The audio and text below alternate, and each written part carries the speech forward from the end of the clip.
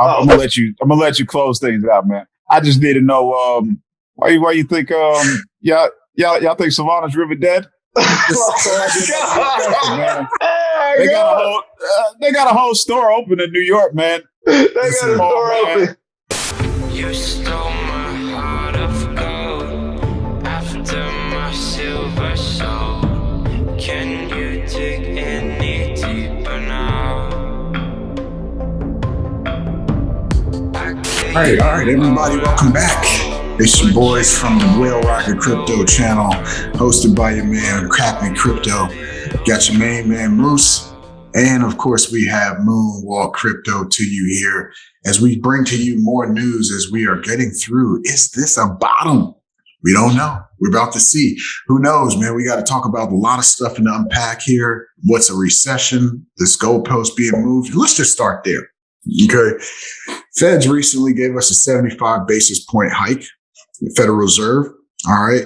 Question is, what's next? But at the same time, they also have, let's just play you this clip right here that we found on the internet with their explanation of why this is not a recession. In terms of the technical definition, it's not a recession. The technical definition considers a much broader spectrum of data points. We're seeing a slowdown. We're likely to see some slowing of job creation. But I don't think that that's a recession.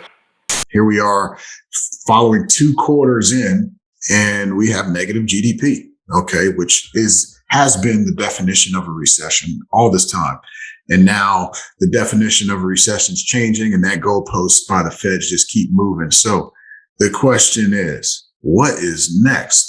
Are we going to later announce it for more egg on the Fed's face? You know, they had an opportunity to announce the inflation well before it was confirmed that it was happening. They failed to do so. Do you think they can avoid this much egg on the face, man? Let's just bring it around the room. Moose, what are y'all thinking? Moose, you go first. Tell me what you're thinking, man. And I'm gonna be honest, man. I don't think you're gonna come out and just hear the Fed or the government or anyone just declared an official recession until we've probably been in it for a while. And there's good reason for that. If you come out on Monday and say on CNN or whatever news outlet, we're in a recession, officially, people will begin to panic, and the supply system, which has already been shocked and rocked, is just going to be tapped out at that point. And there's no need to cause that panic. If you feel a recession is coming individually and convicted personally, then man, prepare for one, man. Save your money up, do what you have to do for your family to sleep at night.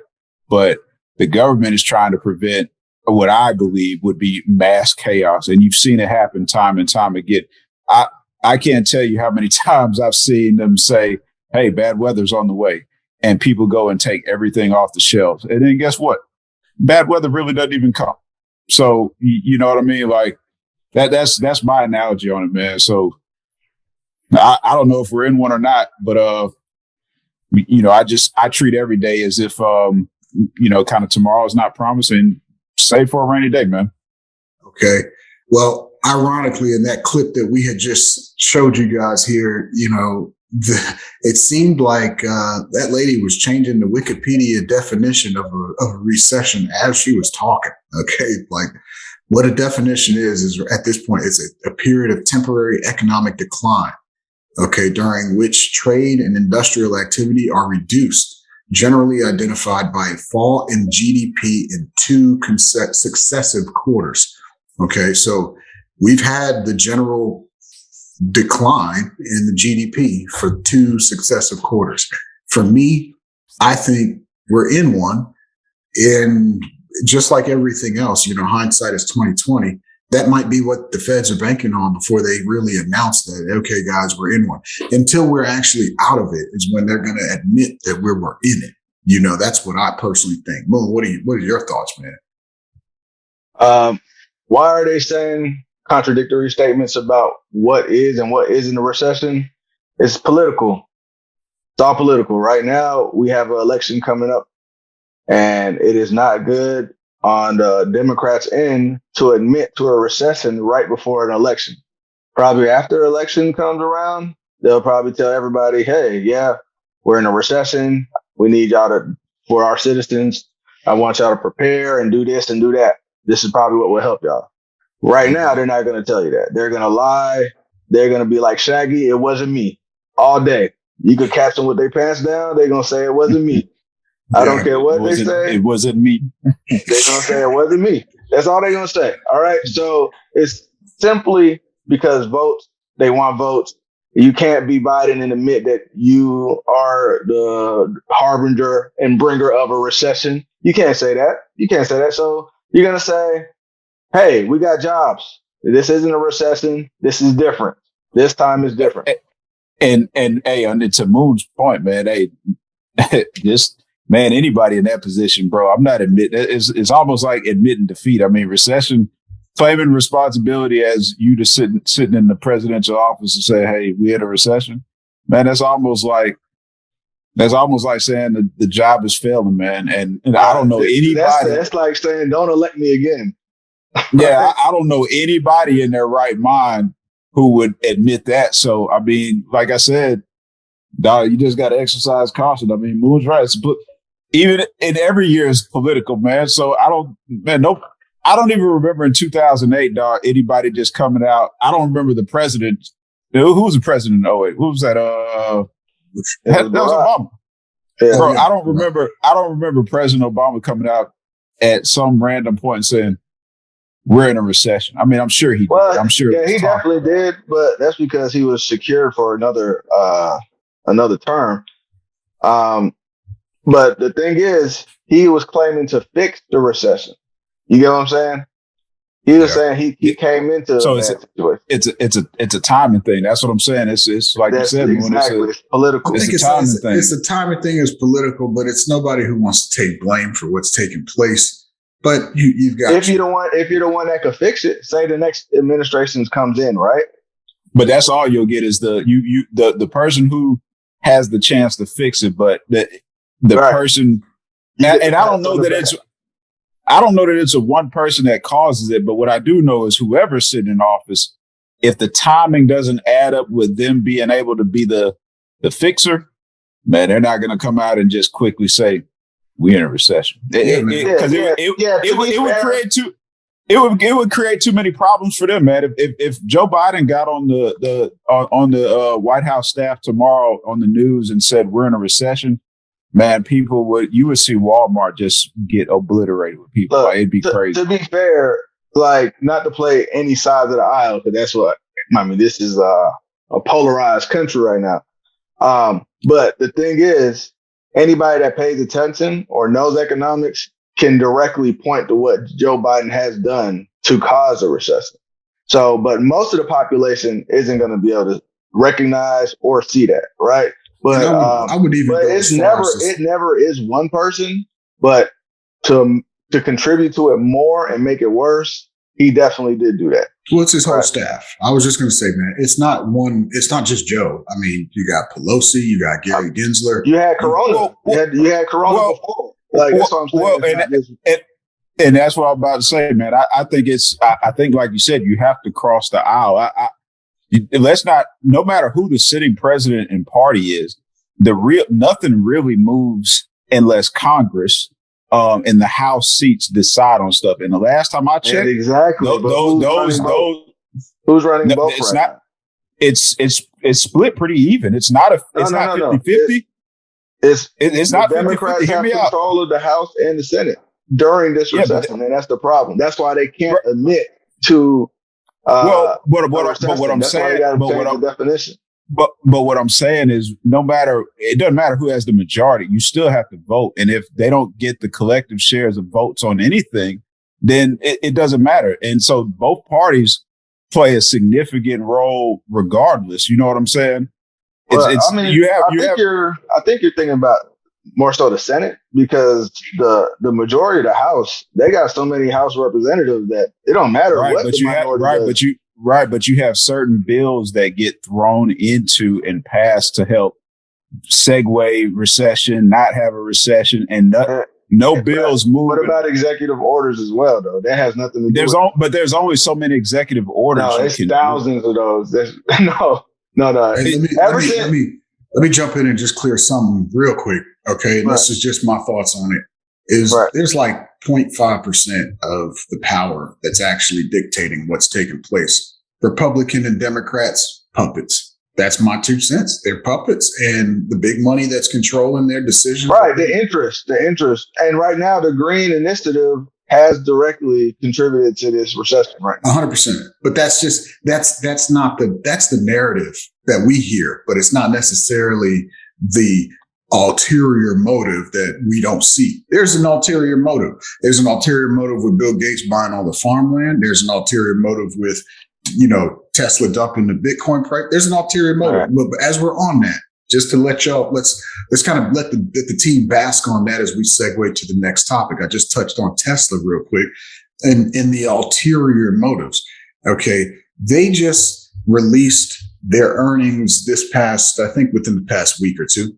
And what they have confirmed was on their earnings, it showed that they sold, I think, close to 90% of their total digital Bitcoin holding. Okay. With that being said, they did this in the first quarter of 2022. At the end of the beginning of the third is when we find out once they release their earnings. It's weird. And here's a whole nother topic is how they get away with doing whatever they want to for several months. And then the earnings come out and then they have to justify or explain. But that's the only time we hear about, them selling. And that's what they did. And typically in the Bitcoin price chart, as you can see here on this beautiful chart that we'll display here for you, you see that history has shown that corporate, capitulation, once it begins, okay, we're typically near the bottom or we have reached a bottom. Did this confirm it was time to buy? All right. We have Three Arrows Capital, Voyager, Celsius, all of those issues that were going down that caused a lot of this downward action. It seems to have really slowed down. Haven't heard anything since Celsius and Three Arrows Capital. So did we bottom? All right. Some alts are up 50 to 100% already. ETH is flipping Bitcoin. A lot of on-chain data, as you can see again in this chart, shows that we may not go any lower. We are keeping the trend line of the 11-year cycle that's taking place. So are we going to continue going down? Is it time to buy? What do you think, man? Do I think we're going to keep going down? I believe so. I believe probably after the election, after the midterms, we might start to go down a lot more. Simply because we don't have to lie about if it's a recession or not a recession anymore. Yeah. Right now we're not talking about the true state of the economy.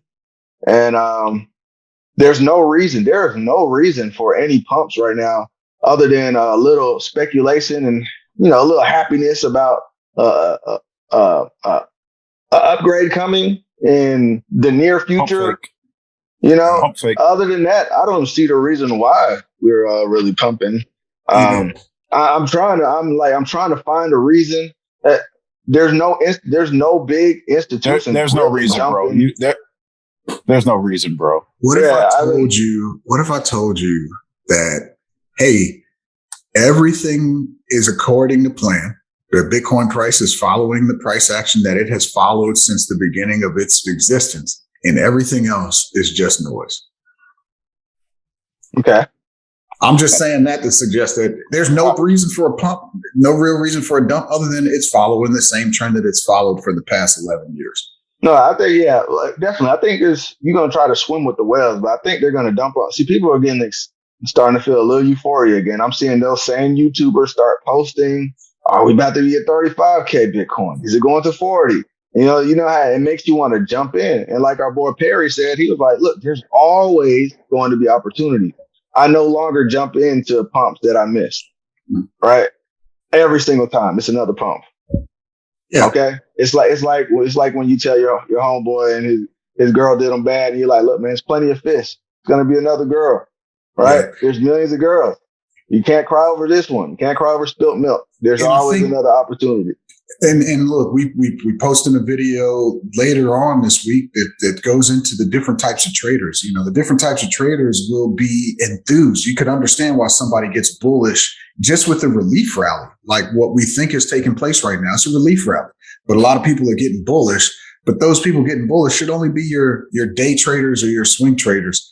Anybody for the long term, you really shouldn't be getting bullish right now. I was definitely going to say, what type of trader are we talking about? You hit it right on the head. Because I was like, if you're just, hey, dollar cost average, it don't matter what the price is. If it's Friday and you always put $50 in, just keep on doing it, no matter if it's pumping or dumping. But if you, like you said, a swing trader, go ahead. And yeah, you could be excited about this, but just know, if you're new to swing trading, now's not the time to try to jump in and think it's going to go up another, what, it go up like a 50%, almost 100%? It's almost 50%. It was at 17, right? And now we're 24. So, okay. So yeah, so don't think, oh, it's about to go up another 50, 60%. Let me jump in now because you're going to get dumped on hard. So yeah, just put caution out there. Take your time. And you stood a bot when everybody was scared if you really are really trying to swing trade. You know, and look, Moose, I'm gonna let you get yours in real quick, but I have to say something on that piece. Is it should have felt uncomfortable for everybody who was purchasing during the time when Bitcoin was collapsing, going from 28, 30K down to 17. You should feel not so good when you put in a limit buy and you're like, man, I don't know. Gotta go against your nature. You gotta go against your nature, man. When everybody's fearful, it should feel like that, but you just gotta know and stick to your game plan. You have to have the game plan and you gotta stick to it. And that's the only way you could find yourself. If you are trying to be reactive and chase this pump, you're gonna get wrecked. Right, because it feels good right now. Because you're like, hey, it might go up another 10%, and it might just do that. But how much are you really gonna make on that 10% unless you got 200,000 to put in or something, right? You know. Remember, ETH was just down at $1,000, right? It just rallied up to 1,700 in less than a week and a half.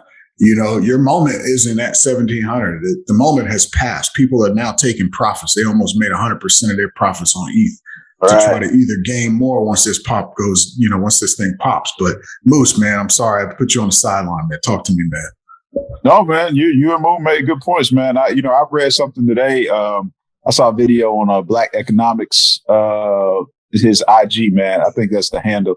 But it was just like, you know, like there's an opportunity in every crisis, man. So whether you're buying Bitcoin at 20,000, 19, 25, a year ago it was at $50,000. So tomatoes, you're right? Like, what do we? You know what I'm saying? Like, there's no big deal. Yeah, you got to hold off on buying for a 5% gain in your net profit at the end of it. Like, yes, 5% is great, but if you could make 150%, what's that 5%? Just dollar cost average. Yeah. I mean, that's what I'm saying. And it's getting, if you're swing trading it, man, like you just got to be careful. I think a lot of people get caught up trying to swing trade. Where you get into trouble is trying to swing trade these altcoins, man, because it looks good. They rally a little more than Bitcoin itself when Bitcoin moves, but you can get dumped on quick. I get notifications all day long where, I don't know, let's just say Algorand can rally 10% in 24 hours, and in the next 24 hours it declines 10%. Like, it's crazy, and you got to be a madman to dabble in that risk. But people do it, man. People do it all the time. I think it's even crazier. Yeah, they get into it because the swing, that's the thing. The more volatile the swings, if you know how to play in that ocean, you're going to get a lot of motion. Without agreeing. Wow. Wow.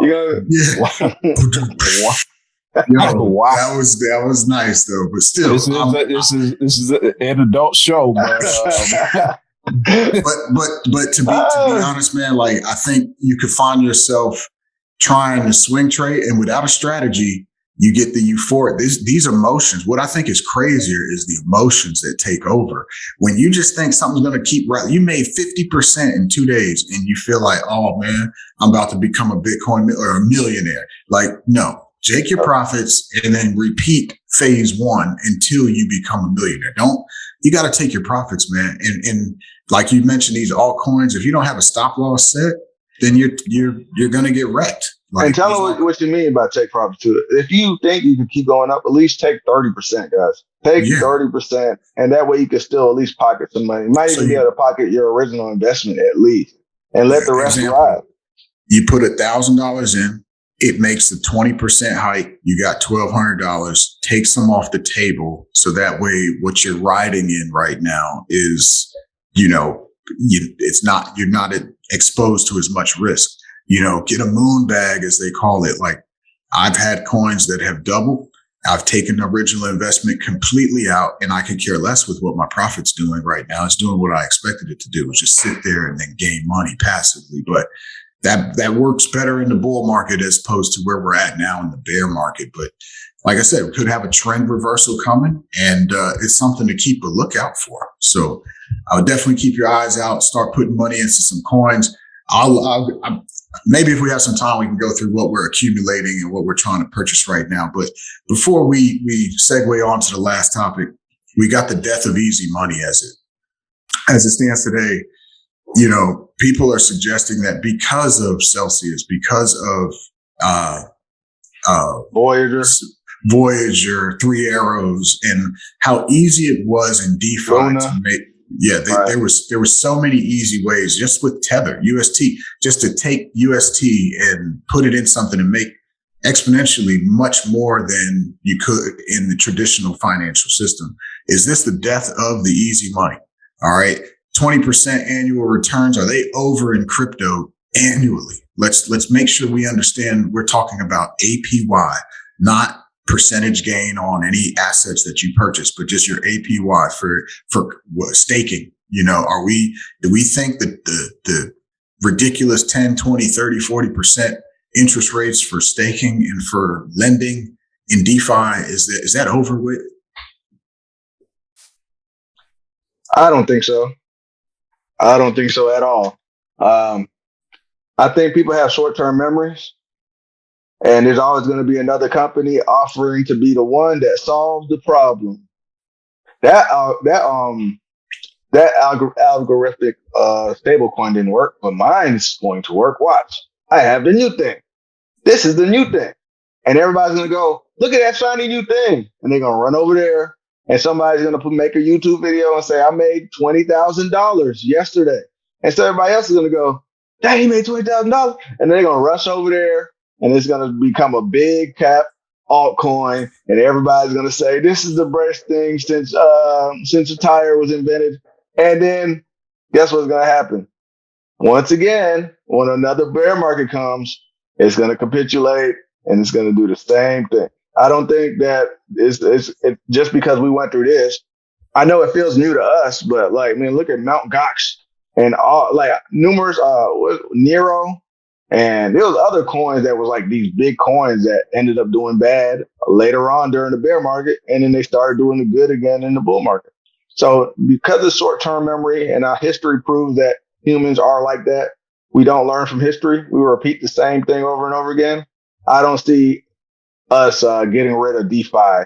Matter of fact, DeFi is going to be the thing that gets most people into crypto. Go ahead, Moose. Well, I was going to say, but can't you have? I think you can have DeFi. I mean, DeFi is just a space, right? I think you can still have DeFi, but I think you'll see those APY numbers in risk management amongst these companies and exchanges increase. I think the percentages will go down, as they should naturally, man. Unless you have a unique decentralized platform where the interest is based solely on the interest or staking percentages solely based on farmers and participants and things like that. But if it's not that type of setup, and you're lending to risky, institutions such as the Three Arrows and stuff, I think you'll see exchanges and companies practice a whole lot better risk management. So I think you'll still have yields. I think you'll still have staking. I don't know that. I know the numbers will be managed a little bit better. Maybe it's not 20% anymore. Maybe it's 13%. You know what I'm saying? And maybe that 13% changes to 7% in a bear market. But I don't think it'll go away, because at the end of the day, that's kind of one of the incentives to crypto and the market and how it earns money. You know, that's the whole goal, is to give money back to the people. You know, the crypto market's still trying to be built up. And if you don't have yielding really outside of Bitcoin rallying, it does me no good to hold some of these other small altcoins and stuff. Yeah. I mean, unless I'm like a validator and I'm earning, passive money, from validating different nodes and stuff, and mining. But nah, man, I don't think staking will go anywhere. I think it'll decrease, but I don't think it's going anywhere. Yeah. I think like Moon said, I think both of y'all are 100% accurate, man. I think Moon's point on people forgetting, they're going to forget, just like they're going to forget that they need a wallet and they can't keep their money on the exchange. The new people coming in, unless some of these exchanges are, kind of like Coinbase in a sense where you've got the wallet and you've got a wallet that's separate, from the exchange itself and having your own keys and they knowing the importance of it. I think people are just going to forget about what took place this come around, even though this was like some of the biggest downwards action from the top in Bitcoin history. Like, this is the biggest downwards action we've ever had. And all of that capitulation, all that cascading liquidation, is going to be a problem. But I think people will forget. And I think that, to your point, Moose, on, the DeFi aspect and the staking aspect being the incentive to get into crypto, it is. And once we figure it out, it's going to be very lucrative. It's just a matter of getting to the point where we figure it out. It's still so early. So people have to realize that we're very early in this space, not supremely early like 2013 and 17, but still, I mean, this thing hasn't even really it's still in the eggshell. It's not even completely hatched. It's just got legs running out of the bottom of the eggshell. So hope that analogy makes sense for y'all, man. All that being said, that's what I think, man. I think it's not going to be dead. It's just going to reduce a little bit. Making sure there's going to be a lot more attention to detail on who these companies are behind the protocols that are promising this. That type of money is Alex Mashinsky with Celsius. Man, he was on everybody's channel. You thought we could all trust him. I even shelled him out. I was saying, man, Celsius is a great opportunity here, but come to find out, fraudulent, none of this, and he's insolvent, so something to look out for. But as we wrap this thing up, man, I wanted to just kind of go into some detail on what coins everybody's trying to accumulate, at least in this room on this call. I personally have a list of coins I'll go out, but I like to hear you guys first, man. What are you guys picking up? What have you bought? Have you had that pit feeling at the bottom of your gut? Were you buying at 17? Were you buying out of this, getting out of the bottom of this relief rally? Or are you still waiting to start investing? What are y'all doing? Well, yeah, you already know it. I already got heavy bag in the game. I already got a heavy bag in the game. So I have been just dollar cost averaging. Haven't made any crazy big purchases lately. But I have definitely taken an interest into more so Cadena now. Cadena, I'm still accumulating DOT. For some reason, DOT is like big, but it still flies under the radar. It's kind of weird, right? Like it barely gets mentioned. Man. They're not out yet. So yes. But ADA wasn't out for a while and they were still talking about it, But yeah, you already know ADA is my big player. I love ADA. Liquid finance I believe is going to be a big sleeper that people are going to be like, I wish I knew about it. That's my coins that I'm definitely looking at. But I got to, of course, even Bitcoin, but I guess you don't really have to say those two anymore. Yeah, those should be the no-brainers. Everybody gets a little exposure to, even if you're not like giving it 100% of your attention. Like those are the ones that are pretty safe, pretty good and safe. Moose, what you holding over there, man? Voyagers. Right now I'm holding some funds I can't access, man. We got man, I'm gonna be honest, man. With Voyager locked out, man, I'm not accumulating anything, man. I'm well overexposed in the crypto market. But I'll tell you this though. I'll tell you what piqued my interest that I kind of want to dabble into, man. It's gonna drive Moon crazy. But Solana, man, y'all see Solana opened up the they opened up. Yeah, they opened up a store in New York, man. All right. They opened up a store, man. So, hey, one thing about it is, hey, if people know your name, they'll buy you, man. So I can care less about the performance or anything like that, man. I'm strictly looking at, I'm looking at making a buck, man. And Solana. Hey, look, man, everybody's looking to watch Michael Jackson when they buy his tickets, but Michael Jackson passing out at every concert. I'm not buying those tickets, bro. I'm telling you that right now. Man, I don't care if I know his name or not. I don't care if I know Michael Jackson's name or not. I'm not going to watch him pass out.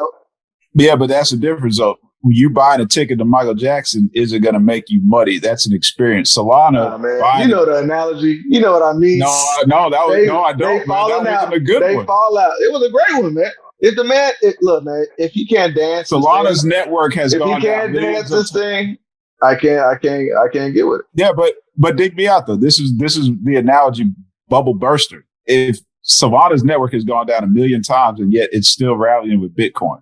Oh, that's it, man. Yeah, man. I hear you here. We just talked about things like Luna and Three Arrows and all these.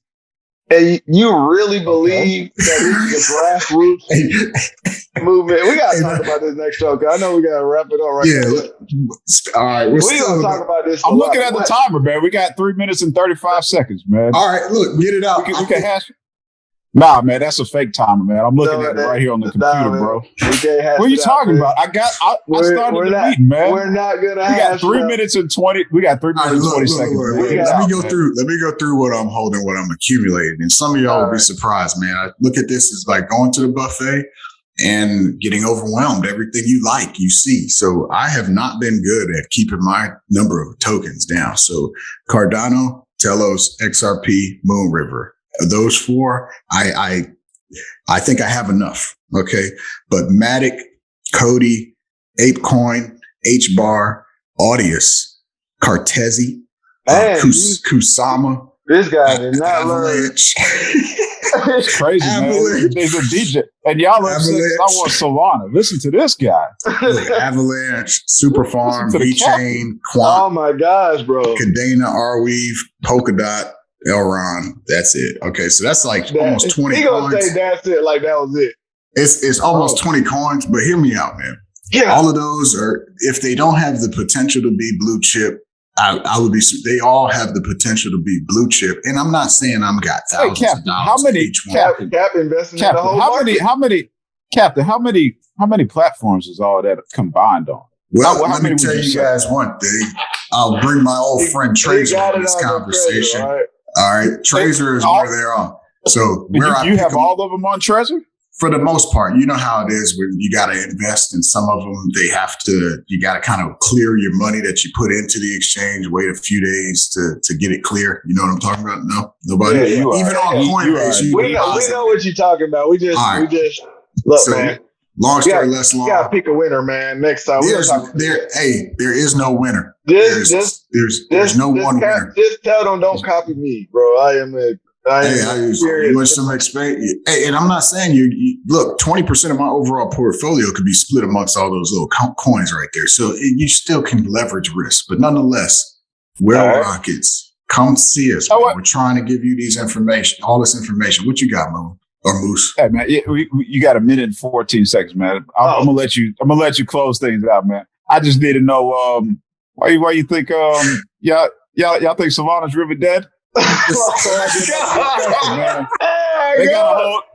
got a whole store open in New York, man. They got a store open. Look, man. Trump was having towers built when he was still going bankrupt. All right. So all I'm saying is, man, I think Solana has got a lot of they got a lot of big financial backers. As far as the network, though, it's a concern, man. And I think this, like you just saw with the cable before they do a store, fix the network. Do a store. And the stuff you saw with with what was it? I see you, man. Hey, man, you got to get out, man. All right, let's get out of it, man. Well, Rockin' Crypto, we come to you weekly with this information collectively. All right, but nonetheless, look at all the coins, man. Don't I wouldn't say pick a winner, but look at them all, man. Y'all be well. To the next one. Peace. All right. You stole